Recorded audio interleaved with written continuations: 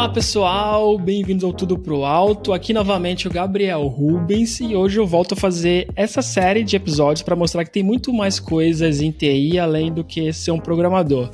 E eu tô aqui e tenho o prazer de trazer a Gabriela De Luca para falar um pouco de como que é a rotina de trabalho dela. E Gabriela, muito bem-vinda e fico muito orgulhoso de ter você aqui porque eu consumo teu material, eu leio teu Medium, eu vejo posts teus no LinkedIn já há bastante tempo, então fico honrado de trazer você aqui e poder bater esse papo. Então, bem-vinda. Muito obrigada. Muito obrigada. Boa. De nada. Então vamos lá, e eu acho que para começar a conversa eu queria começar com você se apresentando e falar um pouco da tua carreira, né, que é como você chegou até aí, e aí daí a gente passa para esse último trabalho que você tem e se aprofunda um pouco mais nele. Tá. Bom, então eu sou a Gabriela De Luca, pode me chamar de Gabi. Eu tenho uma carreira variada. Eu sou formada em administração. No meio da faculdade eu resolvi tirar um tempo, e foi no período que eu morei por 2 anos em Dublin, que foi onde eu tive uma oportunidade de experimentar morar fora do Brasil. Isso foi em 2007, 2008, e viajar pela Europa foi uma experiência incrível. Então quando eu voltei em 2008, eu sempre tive vontade de morar fora. Aí, continuei a faculdade, acabei trabalhando com consultoria, acabei me envolvendo com RH na prática e com recrutamento e seleção. Quando eu terminei a faculdade, eu tive o apoio de um professor para fazer mestrado, e ele me incentivou, né, para fazer o mestrado, e eu acabei entrando num mestrado em administração focada em recursos humanos, que foi quando eu realmente aprofundei, assim, os meus conhecimentos de pesquisa e pesquisei carreiras de pessoas desviantes, que são carreiras de pessoas que têm profissões que não são vistas como profissões. Por exemplo, o que eu pesquisei foram pessoas que tatuam, mas programadores mesmo, pessoas que trabalhavam remoto, UX, Product Owners, todas essas profissões que surgiram recentemente poderiam ser encaixadas como desviantes, que não tem um caminho claro, né, a seguir. Acho que mesmo ser recrutadora tech, assim, que é o que eu sou também hoje. Né? Então, a vida. O argumento da dissertação era justamente esse, que só porque não tem uma profissão, tu não assina uma carteira dizendo Tech Recruiter, não quer dizer que não existe uma carreira a ser perseguida e vivida. Então foi uma experiência incrível. A louca, eu resolvi fazer um segundo mestrado em filosofia da história, porque eu queria entender como que as pessoas fazem sentido das suas histórias de vida, que também tinha a ver com entrevista e carreiras, e entender como é que a gente ressignifica as nossas vidas a todo momento, dependendo do que a gente está vivendo e do que a gente quer. Só que no segundo mestrado eu não consegui uma bolsa, não tinha como, acabei abrindo uma empresa de consultoria e pesquisa, e entre outros projetos que eu fiz um projeto para Round Pegs. E esse foi um projeto no início de 2017. Então, até então, a minha carreira era muito cultura organizacional, pesquisa, muita entrevista, recrutamento, nunca em tecnologia. A Round Pegs me chamou para entender a cultura do trabalho remoto, porque eles eram uma empresa remota, ainda são até hoje, e tinham dificuldade de convencer as pessoas de que fazia sentido trabalhar remotamente. Olha só. E aí, né? E aí a ideia, eles me contrataram para entender a cultura do trabalho remoto e como entender a cultura da Round Pegs, fazer essas coisas casarem e contar essa história para fora para recrutar pessoas. Então eu fiz o trabalho e fiz um plano de ação e no final meio que, tu tem tempo para executar, quer vir, né, startup, né, aquela coisa. E eu trabalho remoto, vou ter a oportunidade de sair do Brasil. Que era aquela história de Dublin de 10 anos antes, assim. Então, comecei a trabalhar na Round Pegs como focada muito em recrutamento, desenhando todo o processo. E a minha base de recrutamento, ela foi muito baseada em sourcing, porque... Então, e aí entra um pouco a diferença entre recrutamento e sourcing, que a gente pode falar depois, que eu acho que tu vai querer explorar. Enfim, foi muito na prática, desenhando e executando. eu tive uma grande sorte de acabar tendo o suporte de uma consultora que hoje que se tornou uma amiga, que é a Kelly Maia. Ela é recrutadora hoje no Google, no Brasil, e foi uma grande mentora para mim, assim. Então, acho que ter a figura dela para me indicar o que ler, o certo e errado, assim, as bases, foi fundamental para mim, assim. E a autonomia que a Round Pegs me deu também, né? E confiança. Bom, fiquei na Round Pegs 4 anos, mudei para o Canadá nesse meio tempo. E como startup, fui pegando várias responsabilidades, mas eu queria muito focar em recrutamento, na expertise. Acabei entrando na Shopify como Tech Recruiter. Fiquei um tempo na Shopify. Acabei recebendo uma proposta incrível de uma empresa chamada Andela para liderar um time de Talent Acquisition. Também fui para lá, cumpri assim, os goals que a gente tinha, mas liderando um time eu entendi que o que eu queria mesmo era ficar na parte técnica do recrutamento. E agora eu sou recrutadora na MongoDB, ainda aqui no Canadá. Mas enfim, sou uma Tech Recruiter, full cycle, e é isso. Pô, legal. Eu acho que tu postava coisas sobre a tua pesquisa no LinkedIn, não? Há muito tempo atrás. Há muito tempo atrás. Eu cheguei a postar uma entrevista que eu fiz, porque foi uma dissertação premiada, eu ganhei 2 prêmios por causa da tese. E aqui e ali, eu gostaria de trazer mais, pra ser bem sincero, eu acho que eu tinha que voltar. Mas sim, de vez em quando eu falo. E no final das contas, as coisas que eu publico, mesmo teve um post que é um dos meus preferidos, que é o que fala de carreiras e álgebra. Não sei se tu lembra desse. Que é eu não li, mas eu já vi. Eu não li esse, não sei qual é. A base teórica por trás daquele artigo que fala de álgebra, até para pegar um pouco, por exemplo, eu vou conquistar os programadores ali, sim, ou galera de data, sei lá, né? Mas por trás daquilo ali tá a minha tese sobre carreiras. E é isso, assim, tipo, não existe um percurso e daí se tu muda de ideia, precisa começar do zero, sabe? Isso não existe. Sim. A gente só reconta a história, assim. Esses eu lembro que eu vi, acho que 2 sobre migração de carreira e não, sem recomeçar do zero, né? Eu lembro de ter visto esse de álgebra, eu não abri. Legal. Os de carreira, porque teve 2 conversando com brasileiras fora, que estão morando na Europa. Então.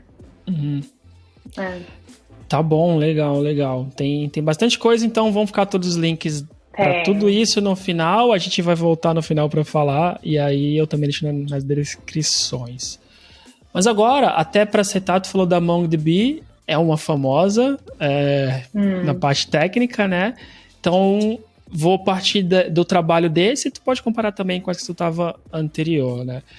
E qual que é a composição, assim, até para entender mais na tua empresa, do time que tu trabalha? Qual que é a composição? Tem muito mais recruiters com você? Tu tem um chefe? Qual que é como se tu Eu vou falar em geral, assim, as empresas maiores, tipo MongoDB, Shopify, acho que tem estruturas bem parecidas, e a gente usa em geral. Mas sim, existe... Tá. Eu vou usar elas de exemplo. Então, existe o time de recrutamento, que é formado por pessoas que recrutam. Então, normalmente, full cycle recruiters. Esse time daí tem um gerente, que é o recruiting manager. E essa galera é focada em entender quais são as demandas do job, postar, conversar com os candidatos, pelo menos na primeira interação, e caminhar com esses candidatos ao longo do percurso até uma oferta. Então, a gente cuida desse momento, assim. Mas a gente tem apoio. E tipo, quando tu tá numa startup, por exemplo, normalmente a pessoa que é recrutadora faz tudo. A gente tem apoio de 2 lados. Um lado é o time de sourcing. Então, sourcers são a galera que são os detetives, é a galera que encontra os prospects, não necessariamente falam com os prospects, mas encontram eles. E aí passam pra gente, pra galera que recruta, continuar ali. E do outro lado a gente tem os recruiting coordinators, que é até uma coisa que eu falo pra galera brasileira, que às vezes fala que eu sou coordenador de RH no Brasil. Recruiting Coordinator não é coordenador de RH brasileiro. Recruiting Coordinator é a galera que garante que as entrevistas estão sendo bocadas corretamente. Então, eu tenho o apoio do coordinator para falar com o candidato, com o entrevistador, e ter certeza que essa entrevista vai acontecer na hora certa, do jeito certo. Então, eles são meio que uma operação, assim, sabe? Entendi. Mas, em geral, é esse o time, assim. A pessoa que recruta está no centro. E aí tem as outras figuras, que são Hiring Manager, que é a pessoa que vai tomar a decisão. Então, numa startup vai ser o Head de Engenharia, que vai ser provavelmente uma pessoa que entrevista, vai ser a pessoa que vai ter acesso às informações mais sensíveis do processo e vai tomar a decisão junto com a pessoa que recruta. E aí tem o painel de entrevistadores, que aí normalmente são diferentes níveis, peers ou stakeholders. Fica chato eu falar assim essas palavras em inglês, não sei. É que tem algumas palavras que são difíceis. Tá. Não tem problema. Tipo, eu acho que assim, até bom, talvez pode ser difícil, mas quem estiver ouvindo, se não entender, eu posso até deixar na descrição, quando estiver editando, eu coloco, aí a pessoa sabe para copiar e colar e já aprende o termo, porque é importante, né, saber. Tipo, o negócio do Recruiter Coordinator, por exemplo, eu nem sei como é que é o nome em português, assim, como é que se existe. Mas, enfim, a galera que entrevista, né? Sim. Então, esses são os principais players, assim. Mas, assim, depende muito do tamanho da empresa, da complexidade, mas esses são os players das empresas que eu trabalhei, normalmente. Tá bom. Nossa, tem mais pessoas do que eu imaginava. Eu tava comentando contigo, né, que eu participei de entrevistas como entrevistador, sempre como parte da equipe, que é aquela entrevista de pares, né? Ou às vezes para fazer alguma simulação de cenários, para saber como a pessoa reage. Mas eu nunca me envolvi como que essa pessoa chegou aqui e depois, sabe, eu só dava o meu feedback formal. Tipo, tinha uma conversa com minha equipe, normalmente o head da área, né, todos nós juntos. Passava meu feedback oficial na plataforma que a gente usava.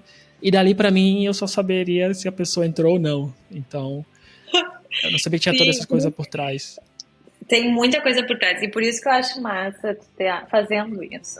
Porque eu acho que quando a galera reclama também da galera que recruta, porque recrutador é horrível, tem muita coisa envolvida no processo, assim. Então, e tem diferentes tipos de pessoas que recrutam também. Tipo, a minha maior experiência é com in-house, que é a galera tipo eu trabalho na MongoDB, eu recruto para MongoDB, eu trabalho internamente na MongoDB. Mas existe as pessoas que recrutam para agências, que normalmente é um formato muito mais baseado em comissão, com diferentes clientes, é uma pegada mais volume, assim, que também diferencia muito como a gente faz o nosso trabalho, assim. Mas enfim, que eu acho que eu tô desviando um pouco. Não, eu acho legal falar isso, porque estando na Europa, eu recebo muito contato principalmente recrutadores da Ucrânia e Polônia, assim, que eu vejo que é mais, parece que eles são de alguma consultoria mesmo, não interna da empresa, quando eu vejo o cargo. Então, existe essa diferença mesmo, que eu vejo que eles fazem as coisas muito mais rápido normalmente, né? Eu entro em contato, já quer marcar a reunião para outro dia. Sim, a reunião normalmente é tipo 20 minutinhos e para outras pessoas demora mais. Então tem essas diferenças também. Tem. É um approach bem diferente, assim, tipo, e eu sou mais do lado, assim, mais in-house, mas são approaches bem diferentes. Então, enfim, diferentes possibilidades. Muito bom, fiquei agora, abriu mais a cabeça para o que acontece no processo inteiro, assim. Agora passando o que tu falou, mas só para te dar uma ideia, assim, o que tu falou que tu fazia reunião para conversar sobre, a gente chama isso de round table, que é no final do processo a gente reúne o painel para discutir e aí, beleza, no final a gente pede, pelo menos uma prática que eu uso no final, dá tchau para os entrevistadores, pede para o hiring manager fica aqui comigo só 5 minutos para a gente terminar a discussão, decide ali comp e oferta, se vai fazer ou se vai rejeitar o porquê. E aí continua o processo. Mas só para te dar, assim, existe uma técnica por trás do que está acontecendo ali. É um processo, enfim. Existe, eu adoro. Sim. Tem até... Não só técnica, mas a minha empresa, pelo menos, tenta preparar a gente com curso sobre bias, sabe? Para entender o processo. Sensacional. Como a gente deve fazer, como deve dar feedback. Eu lembro que por um tempo em outras empresas a gente ia comentando por Slack, sabe? As coisas. E aí já nessa empresa eles falam, evitem comentar porque vocês podem mudar a cabeça de cada um. Guarda na sua cabeça qual que é a sua ideia, anota, porque senão nessa discussão final tu pode ser influenciado, né, ou pelo head, ou sei lá, então, tipo, guarda a sua informação e só depois você conversa, mas conversa sendo honesto para o que você achou, mesmo que você discorde, então... Existe mesmo algumas coisas, isso mudou muito a minha percepção de como funciona. E hoje eu detesto, sei lá, por exemplo... foto em currículo, sabe? Depois de aprender essas coisas assim, eu fico, putz, então isso influencia muito mais do que a gente imagina, né? Foto, o nome da pessoa. Eu acho sensacional que eles fazem isso. A gente também faz treinamento em bias, todo kit de entrevista inclui lunch bias, de diversidade e inclusão, tudo isso. Essas são empresas que eu curto, porque não é toda empresa que faz isso. Sim. E tem, né? A gente mesmo, se a gente vê se a pessoa é brasileira, rola uma abertura diferente no coração, sabe? E vai rolar. Sim. Tu só tem que estar consciente dela.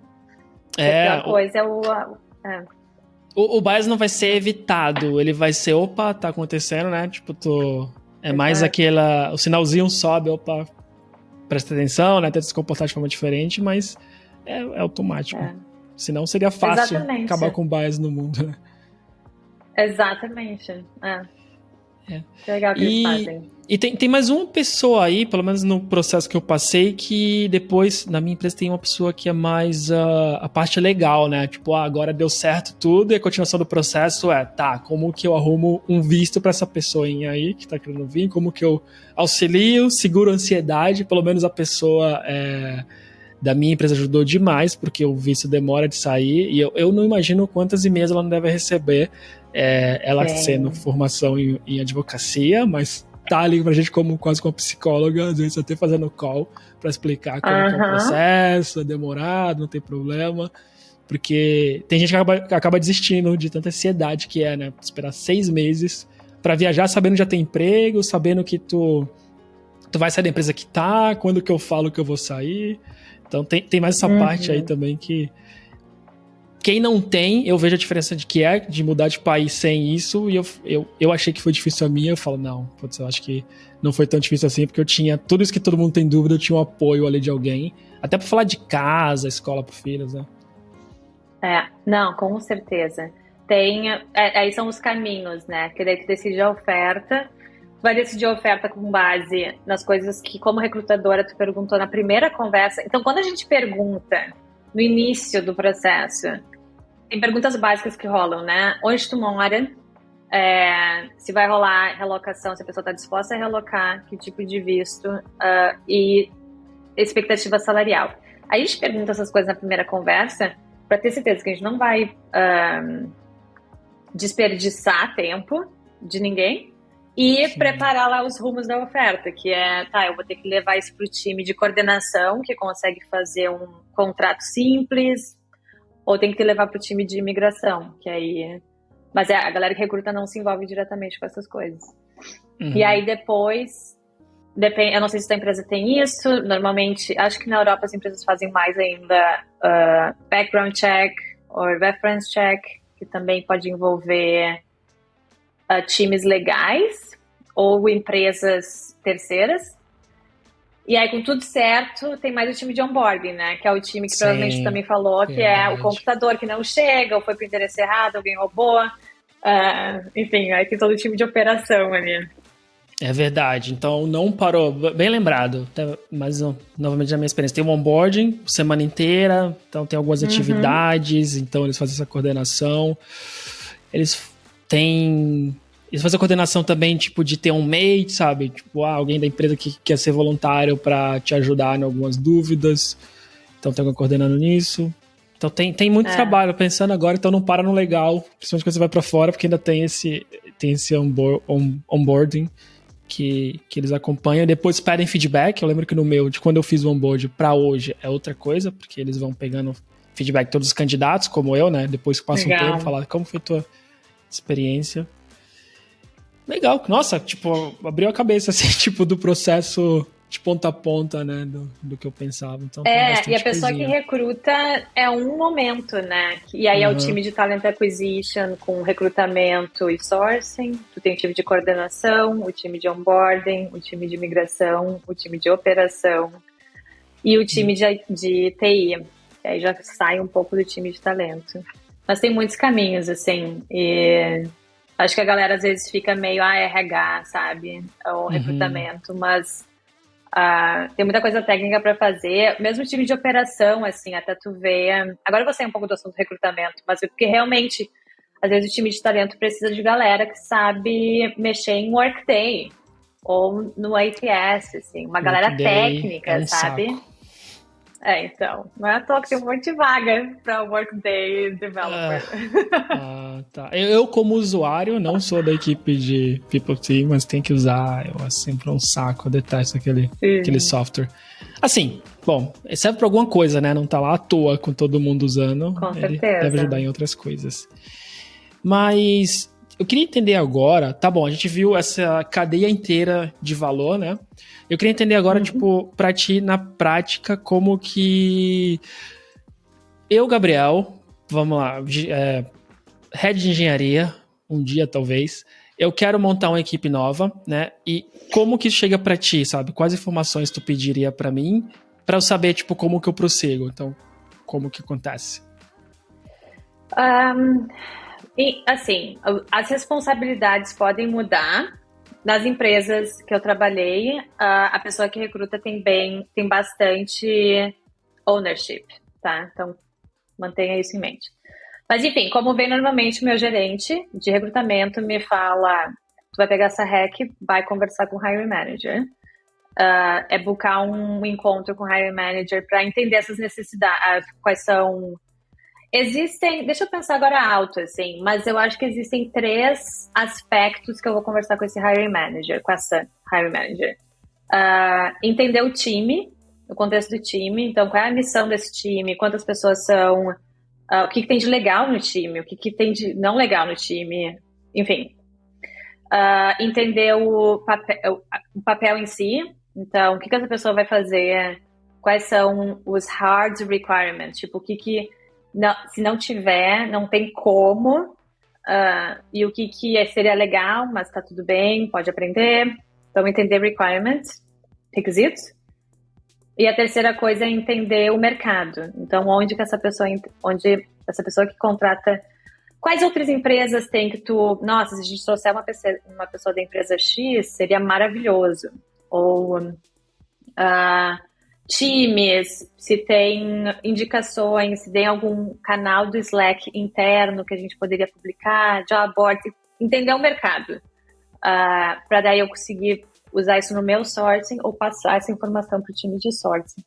Então eu diria esses 3 grandes áreas, assim. Com isso a gente faz o job description, quem valida pode variar, mas com certeza a hiring manager precisa validar a job description. E aí a gente publica e começa... Bom, e aí. Eu posso falar o que a gente faz depois que publica, mas é assim que, em geral, eu coleto a informação. Tá bom, não. Pode seguir. Aí vamos pro próximo passo. Bom, o próximo passo então, a gente posta. Então, quando a gente posta, normalmente a gente vai ter 2 vias. Também depende, tá? Aí tem várias vias de conseguir candidatos. Os aplicantes ativos, então, que vão aplicar lá. Vai ter os aplicantes por sourcing, que são prospects, que a gente vai encontrar e tentar engajar com a vaga. Pessoas que são referenciadas. Por links, e às vezes por links, pessoas que trabalham na empresa que tem uma indicação para fazer indicação. Mas, em geral, é assim. E a gente começa a ter esses aplicantes e normalmente a pessoa que recruta vai ser a pessoa que vai revisar esses currículos e passar adiante para a próxima fase. Muitas vezes essa revisão de currículo... Eu nunca trabalhei... Eles falam de revisão de currículo automático. Eu nunca vi, tá? Não sei onde que acontece, assim. Mas todas as empresas que eu trabalhei, os currículos foram todos vistos por uma pessoa. Mesmo assim, de pegar vagas com 400, 1.000 aplicantes e ser manual a revisão. Então a gente revisa, muitas vezes tem suporte do hiring manager para revisar. E aí a galera passa para as entrevistas. Então, e aí tem o ciclo de entrevistas. Assim, no intake meeting, naquele primeiro encontro com o hiring manager, a gente fala dessas coisas também. Como é que vai ser o processo? Quantas entrevistas vamos fazer? Quem vai fazer essas entrevistas? Precisamos treinar esses entrevistadores? Enfim, a gente faz o setup a gente faz a configuração do processo também, porque eu vou precisar dessa informação para passar os candidatos adiante. E aí varia, né? Como vai ser o processo.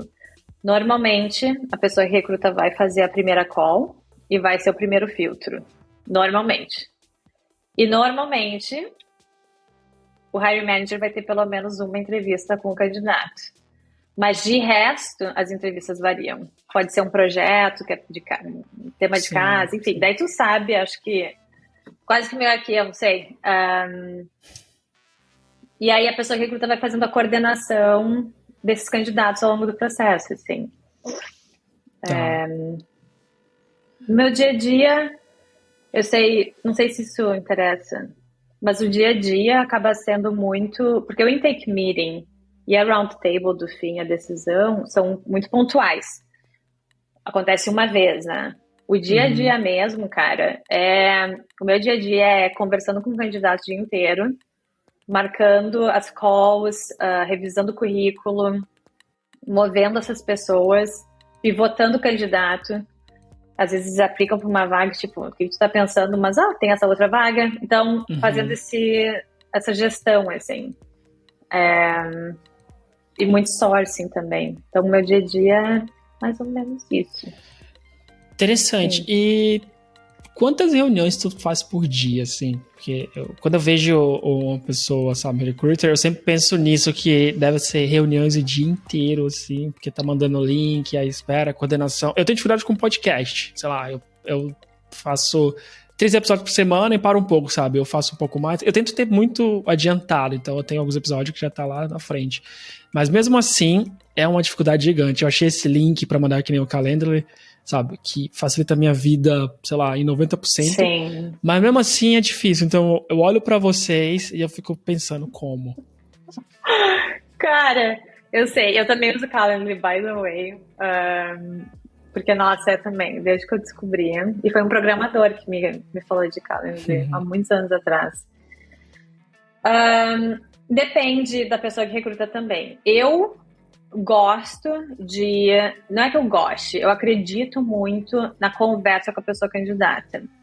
Então, eu acabo tendo muitas entrevistas. Eu faço umas 4 horas, 3, 4 horas por dia eu tô em entrevista, mais ou menos. Então, o que eu tento fazer é mais ou menos metade do meu dia conversando efetivamente com pessoas, e a outra metade do dia é syncs internos e admin. Então, fazendo update da ITS, colocando scorecard, pedindo para as pessoas colocarem scorecards e tal. Mas eu diria metade do meu dia vai em entrevistas com candidatos, talvez mais 1 ou 2 horas, com umas 6 horas de reunião, mais ou menos. 6 horas das 8. Bastante coisa. Mas, de novo, depende muito. Sim, claro. Eu não quero só que ninguém entenda que a pessoa que recruta passa 6 horas por dia. Não é todo mundo, assim. Não, fica tranquilo, porque eu acho que nesse episódio, ou nesse tipo, é muito importante entender a realidade e entender que a tua realidade, né? Existem várias formas, vários tipos de empresa, vários tipos de recrutadores, personalidades, né? Forma de trabalho, então, tranquilo. Mas eu acho isso legal. Tem um podcast que eu gosto muito, chamado Work Life, com a Dan Grant, que ele fala sobre trabalho em geral. Ele tem uma entrevista sobre Reinvent Job Interview, algo do tipo, que ele fala que essa parte da comunicação acaba sendo a mais importante mesmo, que algoritmos ajudam muito, assim, mas eles fazem a gente perder, às vezes, algumas informações. Meu LinkedIn, eu não atualizo normalmente, então não tem nada que eu faço na minha empresa atual, por exemplo, né, e eu acho que isso, se não tiver uma conversa, se a pessoa não tem mais experiência, assim, na área, acaba passando batido, então eu gosto bastante. Agora uma dúvida. Não, total. O que eu fiquei pensando é o quanto saber a parte técnica é importante para ti.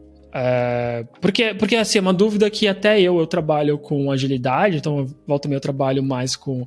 Volta e meia não, a maioria das vezes coordenação da equipe, às vezes eu tenho que ir lá dentro só para ajudar alguma coisa, mas normalmente é mais com treinamento, coaching deles.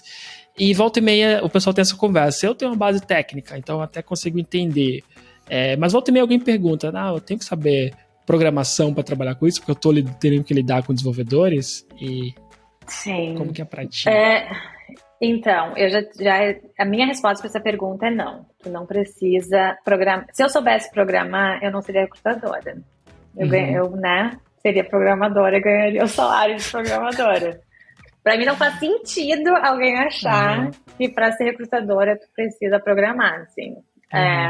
Mas tem gente que acredita nisso, tá? Por que eu não acredito? O nosso papel, o principal, é engajar e garantir que a gente vai passar, não passar, agora eu tô pensando isso alto, mas a gente vai entregar toda a informação que o hiring manager precisa para tomar essa decisão. A gente não toma a decisão. Então, o que eu faço? É óbvio que eu entendo o básico, e cada vez que eu vou... E aí é muito meu approach, tá? Não tô falando por nenhuma empresa aqui. Eu tento entender quais são as coisas básicas que eu consigo filtrar para passar para a segunda entrevista.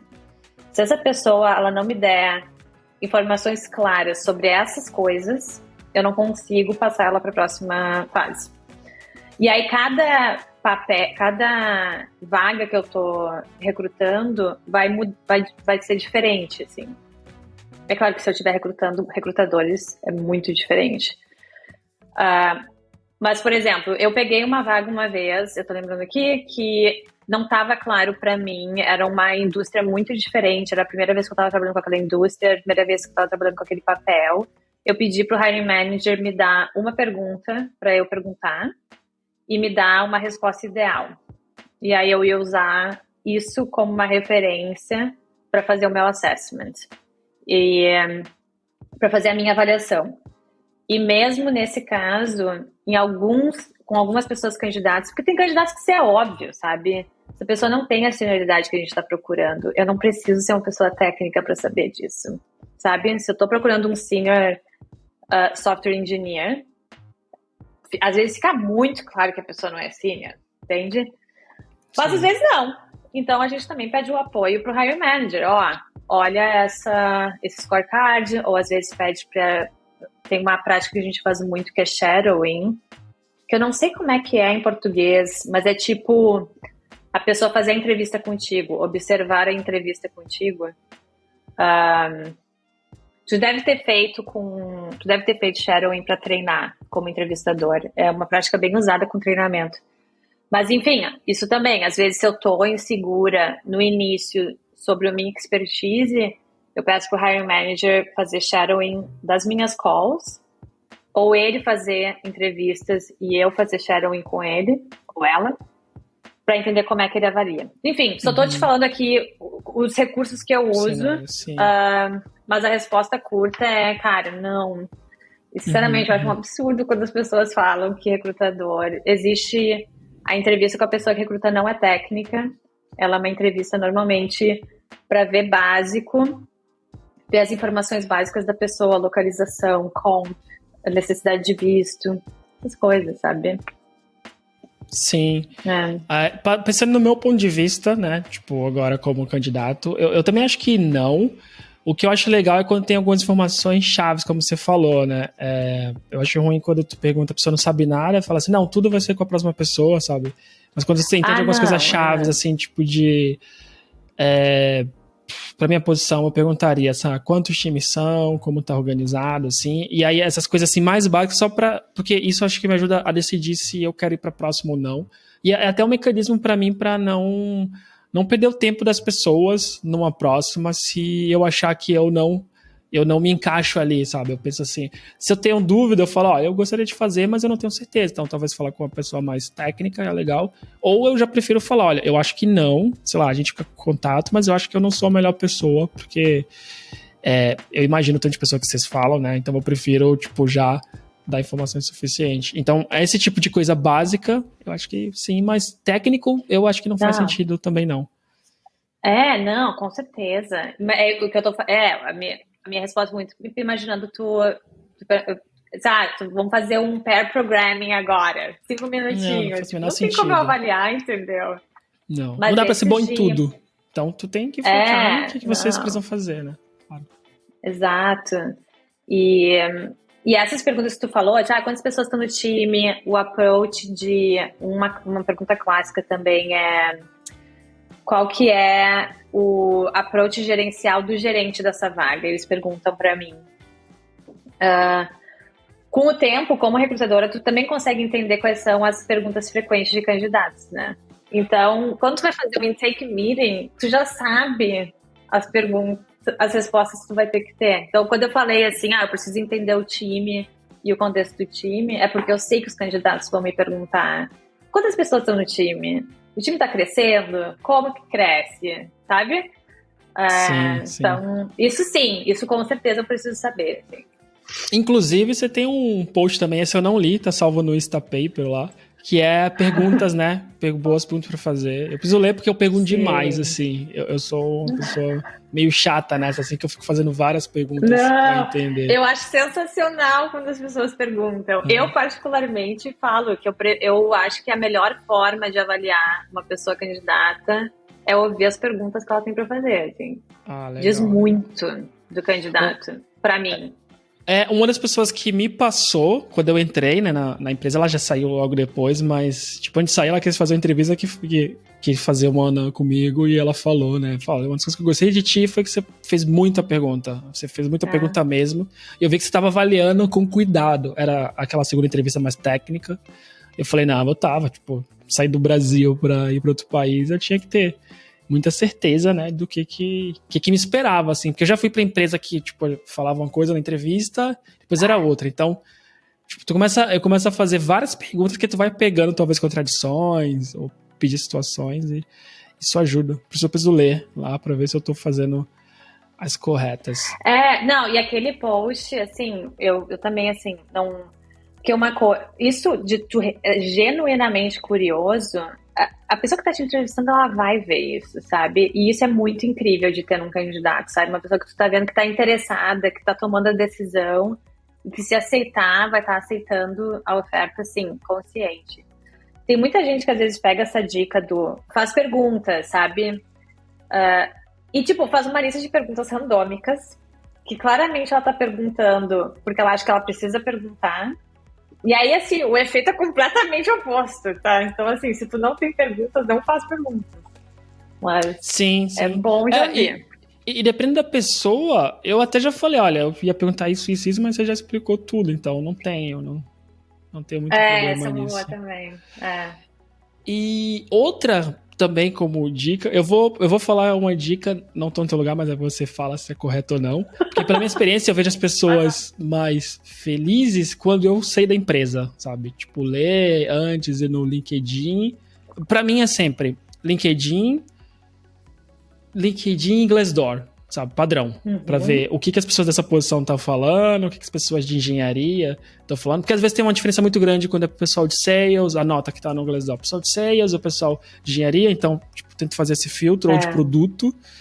e ver o que a empresa faz, ver os últimos posts, porque eu acho bem legal quando alguém pergunta e eu falo, não, é tal coisa, isso é, tipo, acho que, principalmente nas empresas que a gente quer trabalhar mais, né, você tá numa que é bem famosa, então é bom a pessoa saber a fundo, assim, o que é, acho que acaba gerando uns pontinhos.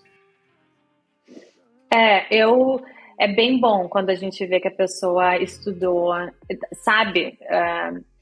Mas só o que às vezes eu pego é, por exemplo, a gente está conversando sobre uma vaga de Scrum Master. Eu estou, né, contratando uma vaga de Scrum Master e a pessoa vem falar bastante sobre como ela gosta do time de engenharia e como ela gosta e como ela quer ser um front-end developer e como ela gosta do blog de... Enfim, me dá muito mais a sensação de que ela tá muito engajada com a marca, com a empresa, ela quer muito fazer parte, mas eu não sei se ela tipo, não me dá uma clareza sobre se ela entendeu o papel que a gente vai conversar. Então, se for para escolher o que estudar, eu diria, estuda primeiro a vaga, a informação da vaga, e aí vai para as outras coisas. Glassdoor, para mim, é assim... um must, assim, concordo total contigo. E diferenciar time de sales dos outros também. Porque normalmente os times de sales são diferentes. Mas eu concordo contigo, assim. Principalmente empresa grande tem uma parte operacional, assim, muito grande, então muda. Se for olhar, não tô dizendo que é boa, mas se eu fosse olhar o Uber da vida, sabe? Tem os motoristas, tem a equipe, então, tipo, tem que ver essa diferença, assim, porque eu já peguei diferenças muito grandes de nota, discrepância aí. Aí eu comecei a prestar mais atenção nisso. Nessas empresas muito grandes, né, que nem tu trabalhou como Shopify, a próprio MongoDB, existem outros papéis aí de pessoas que fazem esse relacionamento, né, para fora, até com a parte tech, né, como Community Manager ou DevRel, outras coisas do tipo assim. Tu tem também na Mongo esses papéis trabalhando aí? São pessoas que têm a responsabilidade, mesmo que não seja esse cargo, mas têm a responsabilidade de estar interagindo com o desenvolvedor, com a comunidade, para tornar a marca mais atrativa, assim. Sim, eu não faz tanto tempo que eu tô aqui, então acho que eu não tenho tanto contexto para responder tão específico. O que eu posso dizer é que a Mongo tem um time de employer brand, e aí, normalmente, os times de marketing focado na marca como empregadora são os times que acabam se desdobrando em outros, assim, né? Para falar de dentro para fora, assim. Mas eu não conseguiria te dar muito contexto, mas em geral, sim. Employer brand, times de employer branding, e aí normalmente talent marketing, se tiver comunidade também. E algumas empresas também estão começando a fazer, e já faz um tempo, times de diversidade e inclusão, que são times que focam para dentro e para fora daí também, para tipo engajar com parcerias nichadas, assim. Mas tem mais essa também. Tem os times também, também as empresas maiores vão ter time só focado em programas de indicação, por exemplo, para conseguir engajar, e aí junta com o time de diversidade e inclusão para não deixar tão entrópico. Enfim, cara, é assim, um mar de possibilidades. Não deve ser fácil contratar, tipo, as melhores pessoas, né? Você tem que fazer muita coisa, não só ficar no LinkedIn procurando, né? Não. Tá, e agora eu queria saber um pouco mais da parte de habilidades, hard skill, soft skill, tipo habilidades interpessoais.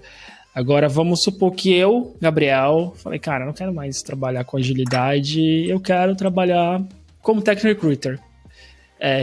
Eu quero trabalhar muitos remotos, né? Isso eu tenho inveja gigante de vocês, que muito mais gente remota do que agilistas.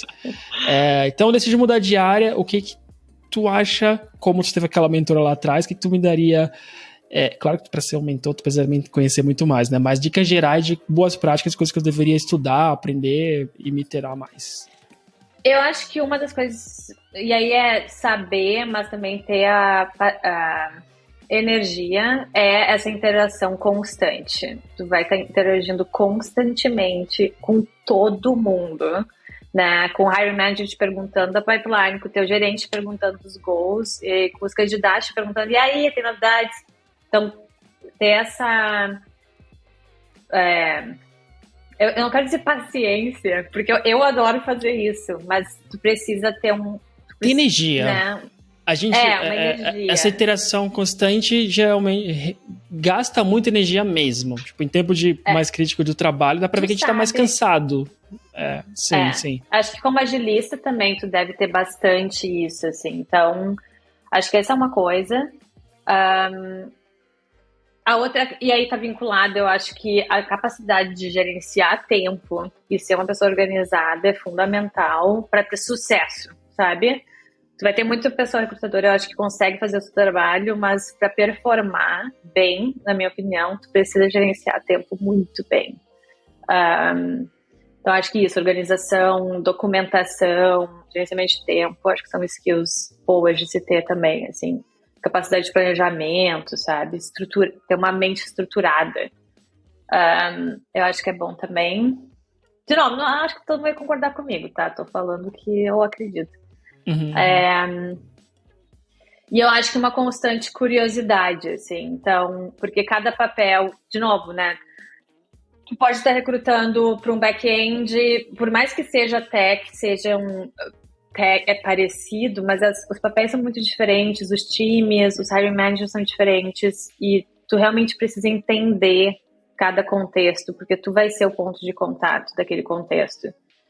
Então, ter uma vontade de aprender e uma curiosidade genuína, eu acho que é fundamental também, assim.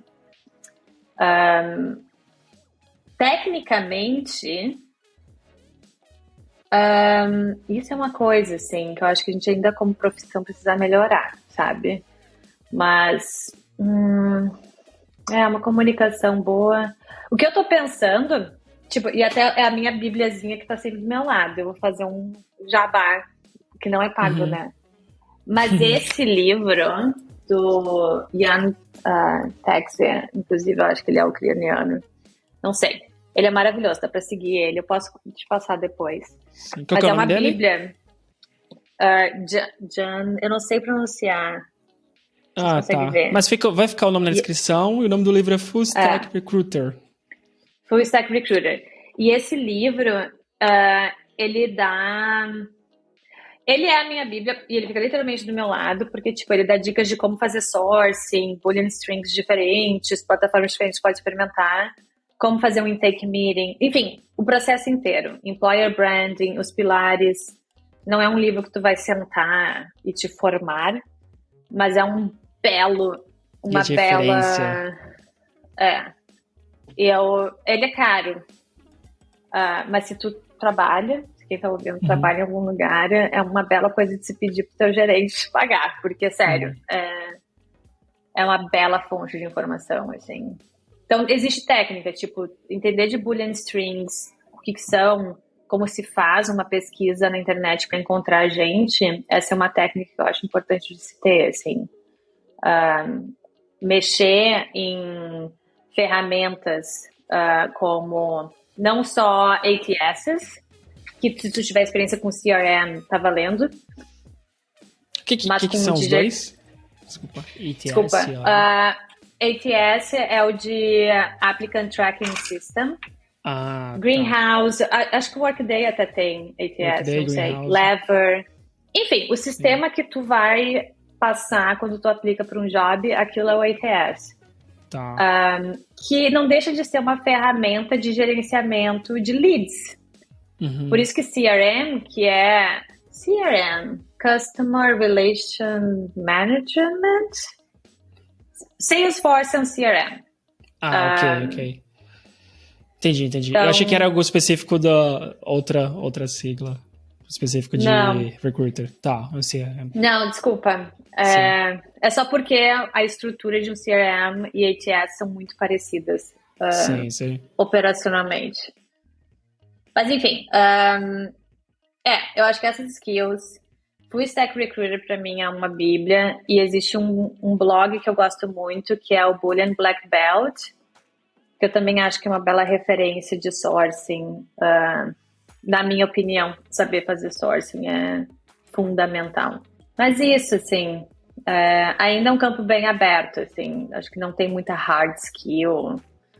Se tu é formado em psicologia, talvez ajude, se tu tem formação como pesquisador, pode ajudar, mas é um campo muito diverso, assim. Tá, a gente tá falando do teu blog também, do teu Medium. Não, tem esses recursos também. É que, não, eu tô falando das referências que eu uso, né? Que o meu conteúdo eu não uso de referência.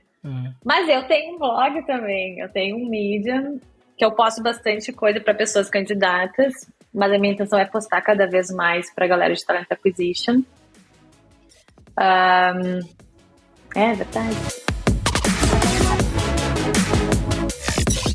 Então, Gabi, muito obrigado. Acho que abriu muito minha cabeça. Eu acho que espero que abra de mais pessoas também para entender, né, que existe muito mais coisas do que só aquela call que a gente faz, só aquelas perguntas, né, a prestação do que é a empresa e a pergunta de quem somos nós.